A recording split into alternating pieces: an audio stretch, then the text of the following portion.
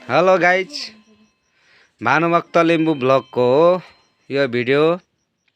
आज हामीले बिहानै भोलि तरुल खन्न नभ्याएको कारणले गर्दा आज बिहानै खन्या थियौँ। तरुलको चित्रहरू यो खालको आएर हामीले चाहिँ यो पूजा कोठाको छेउमा राखेर दर्शन गरेका छौँ।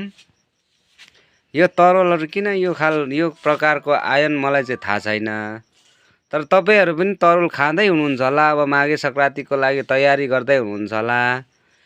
त्यो बेला चाहिँ यो भिडियोलाई छोटो भिडियोलाई हेरेर लाइक, कमेन्ट, सब्स्क्राइब, शेयर गरेर मात्रै तपाईहरुले पनि तरुल खन्ने, तरुल खाने प्रोग्राम गरेर अगाडि बढ्नु होला। तपाईहरुको इच्छाहरू, चाहनाहरू पूरा हुनेछ है ल गाइजहरु। सबैलाई यो मेरो खबर अहिले प्रत्यक्ष हेर्नु होला। यस्तो आँखा भएको, यस्तो नाक भएको, यस्तो मुख भएको सबै तरुलहरूलाई मैले चाहिँ यो मेरो पूजा गर्ने कोठामा ठ्याक्कै राखेर उहाँहरूलाई रुद्राक्षको माला लगाइदिएर तपाईहरु सामु शेयर गर्दैछु यो भिडियोलाई।